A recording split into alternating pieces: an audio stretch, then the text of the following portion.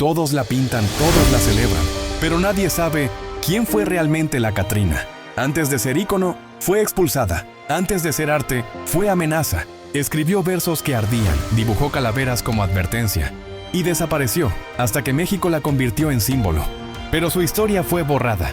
Hoy, vuelve para reclamar justicia. La leyenda de la Catrina, serie completa disponible. Esta historia es tuya también.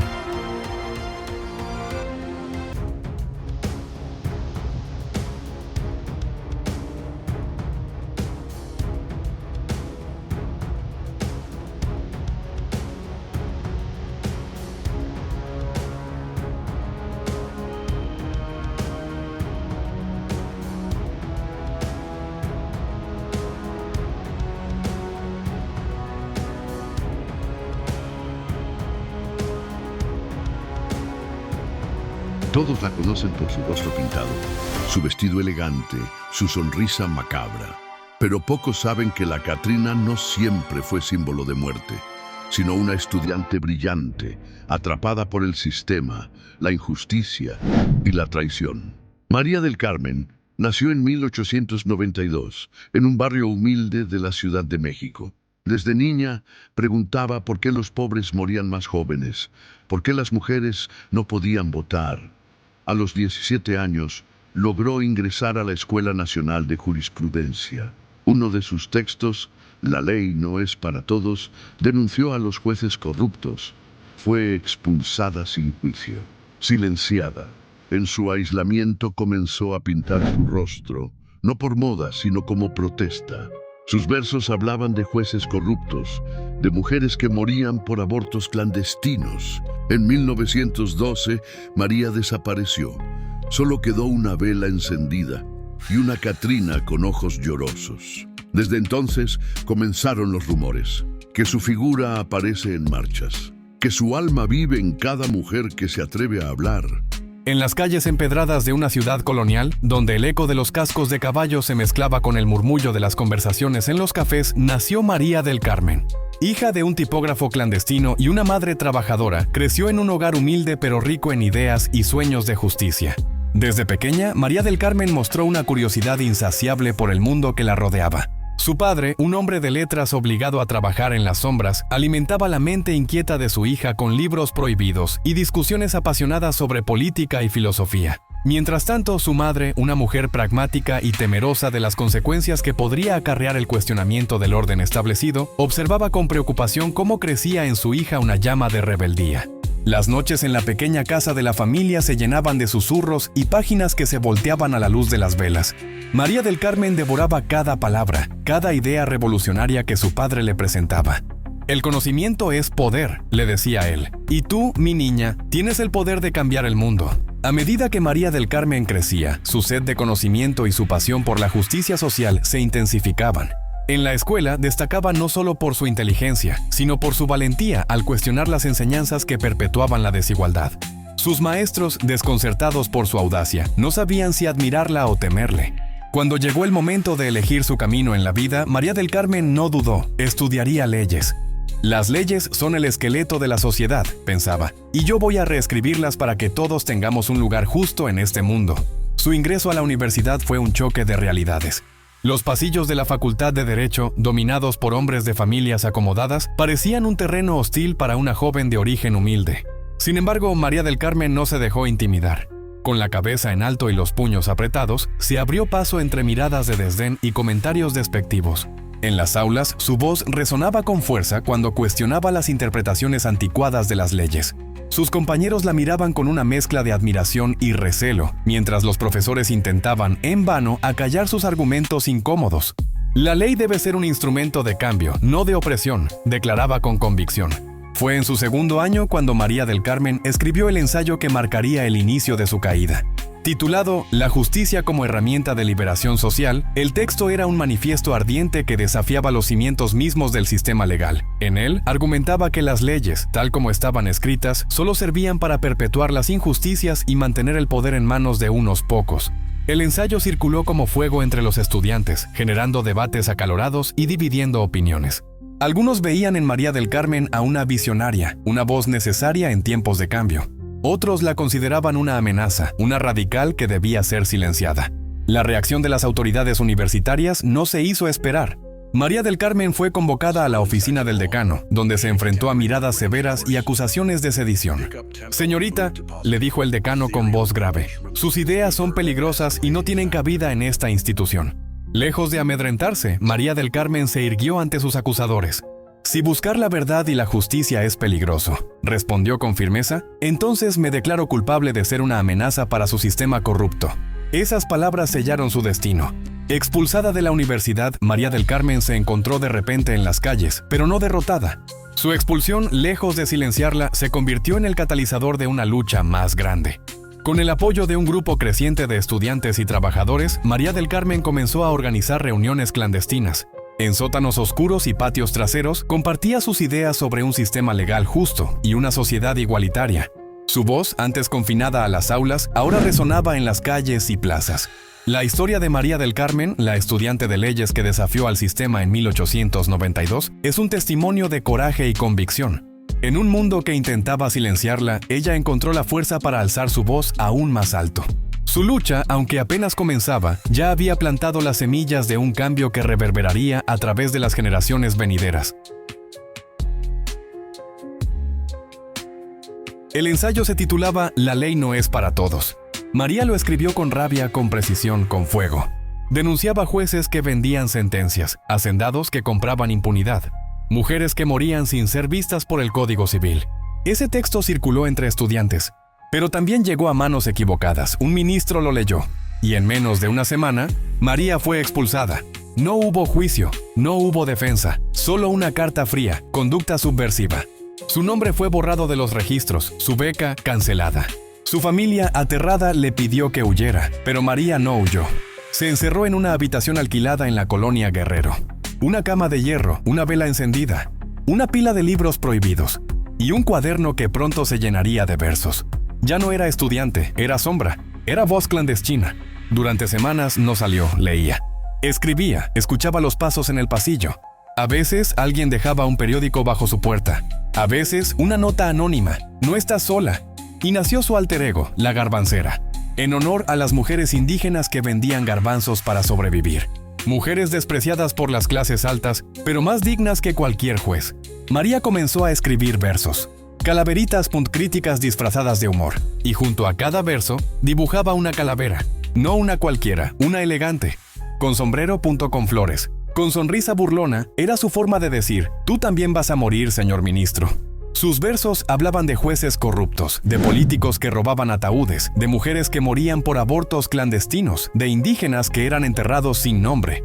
Los dibujos comenzaron a circular en imprentas clandestinas. Algunos decían que eran obra de Posada, pero otros sabían que detrás estaba una mujer, una que no temía a la muerte, una que la usaba como espejo.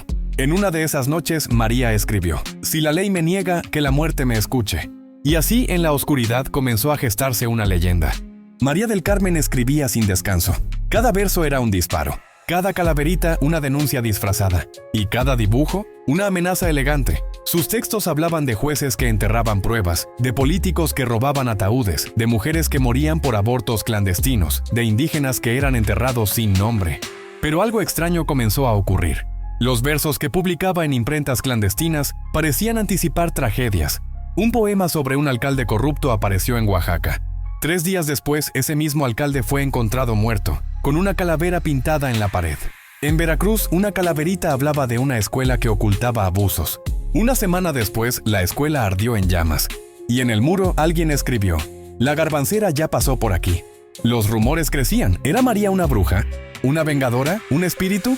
Pero ella seguía escribiendo. En silencio, en sombra, en resistencia. Sus dibujos ya no eran solo sátira.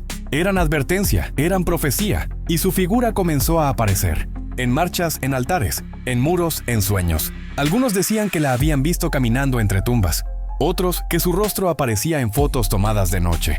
Y otros más, que escuchaban su voz en calaveritas escolares. Pero nadie podía probarlo, solo quedaban rastros, versos o sombras, y una frase que se repetía como eco. «La ley me mató, pero no me borró». Así nació el mito, la leyenda. La advertencia, la Catrina no era solo arte. Era memoria viva, era justicia que no cabe en los tribunales. Era el rostro de quienes no pudieron hablar. Y todo comenzó con una estudiante. Durante años, los versos de María circularon en la sombra. Sus dibujos aparecían en muros, altares, imprentas clandestinas, pero nunca fueron firmados, nunca reconocidos, nunca protegidos, hasta que el arte oficial la encontró y la transformó. En 1947, Diego Rivera pintó su mural más famoso, Sueño de una tarde dominical en la Alameda Central, y en el centro colocó una figura elegante, una calavera vestida como dama de sociedad. Sombrero francés, plumas. Flores la llamó la Catrina. Y con ese nombre, borró para siempre a la Garbancera. Asesinó la memoria de María del Carmen. Sepultó la protesta bajo capas de barniz burgués. La imagen se volvió ícono. Decoración pomoda, pero perdió su filo, su rabia, su historia. El arte la había traicionado. La había convertido en adorno vacío, en símbolo castrado, en mentira hermosa que todos pudieran consumir sin culpa. La Catrina comenzó a aparecer en postales, disfraces, souvenirs, pero ya no gritaba, ya no desafiaba, ya no existía como rebeldía. Su voz había sido robada, su identidad vendida, su propósito prostituido. Pero algunos recordaban viejos impresores que guardaban secretos en tinta, mujeres que habían memorizado sus versos prohibidos, estudiantes que sabían la verdad. Esa figura no nació de Rivera, nació del corazón herido de alguien más. Y en ciertos pueblos comenzaron a pintar la verdadera historia. Una Catrina con rostro lloroso, con libros rotos, con frases como «La ley me mató, pero no me borró». Así comenzó la recuperación, la resistencia visual, la memoria que se niega a morir. Porque detrás del sombrero había una mujer expulsada, una voz silenciada, una historia que el arte oficial quiso enterrar para siempre, pero que México está empezando a recordar. La imagen de la Catrina había sido domesticada por el arte oficial, convertida en postal, en disfraz, en adorno, pero algo cambió en los años 70. En medio de marchas estudiantiles, protestas feministas y movimientos indígenas, la Catrina volvió, no como decoración, sino como advertencia. En Oaxaca, mujeres pintaron su rostro con lágrimas negras y caminaron en silencio frente al Palacio Municipal. En Chiapas, comunidades zapatistas la usaron como símbolo de resistencia. En Ciudad de México apareció en pancartas que decían «La ley me mató, pero no me borró». Ya no era solo arte, era memoria viva, era justicia que no cabe en los tribunales. Cada vez que una mujer desaparecía, una Catrina aparecía en el muro. Cada vez que un periodista era silenciado, una calavera elegante se dibujaba en la banqueta. Y en cada marcha, en cada protesta, en cada altar improvisado, su figura se multiplicaba. Pero no era la versión de Rivera. Era la de María, la de la Garbancera, la que escribía versos como cuchillos, la que dibujaba calaveras como advertencia. En 1994, durante el levantamiento zapatista, una Catrina con sombrero de flores apareció en un mural en San Cristóbal. Tenía una libreta en la mano, y en ella una frase, «La ley no es para todos». En 2006, durante las protestas de Oaxaca, una figura con rostro pintado caminó entre gases lacrimógenos. Nadie supo quién era, pero todos la llamaron la Catrina de la Justicia. En 2014, tras la desaparición de los 43 estudiantes de Ayotzinapa, la Catrina apareció en altares, murales, pancartas, con lágrimas negras, con libros rotos, con frases como «Aquí falta justicia». Y en 2020, durante las marchas feministas, su imagen volvió con fuerza. Rostros pintados, sombreros intervenidos, versos en carteles, velas encendidas. La Catrina ya no era símbolo de muerte. Era símbolo de memoria, de rabia, de resistencia, y en cada aparición una frase se repetía como eco. No me borraron, me multiplicaron. La Catrina había vuelto a las calles, a las marchas, a los muros, a los altares, pero también al mercado. En los años 2000, su imagen comenzó a aparecer en pasarelas, en campañas publicitarias, en colecciones de moda. Sombreros intervenidos, vestidos con calaveras, maquillaje glamoroso. La Catrina se volvió tendencia, pero sin contexto. Sin historia, sin María. Las marcas la usaban como ícono de lo mexicano, pero ignoraban su origen de protesta, su raíz feminista, su voz silenciada. En redes sociales, miles de personas replicaban su rostro. Pero pocos sabían que detrás de esa sonrisa burlona había una estudiante expulsada, una mujer que escribió «La ley no es para todos». La Catrina se volvió viral, pero vacía, y algunos comenzaron a resistir. Artistas independientes, colectivos feministas, estudiantes de historia, pintaron murales con frases originales, recrearon sus versos, intervinieron disfraces con mensajes como «No soy adorno, soy advertencia». En TikTok surgieron cápsulas que contaban su historia real. En YouTube, documentales que la conectaban con María del Carmen. En Instagram, ilustradoras que la mostraban llorando, escribiendo, marchando. La recuperación simbólica había comenzado. Y con ella, una nueva generación empezó a preguntar, ¿quién fue realmente la Catrina? Porque detrás del maquillaje hay memoria, hay rabia, hay historia. Y cada vez que su imagen se usa sin contexto, María del Carmen vuelve a escribir en silencio. No me borraron. Me vendieron, pero aún resisto. La Catrina empezó como una crítica social, una forma de hablar de los problemas de México.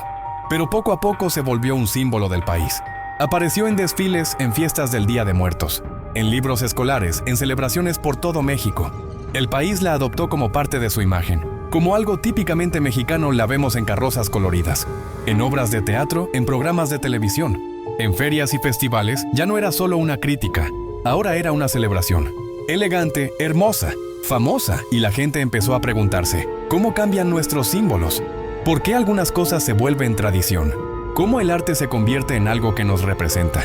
En las escuelas enseñan que Posada la creó, que Rivera la hizo famosa. Hablan de lo importante que es para el arte mexicano. Mientras tanto, su imagen viaja por todo el país, en museos, en tiendas de artesanía.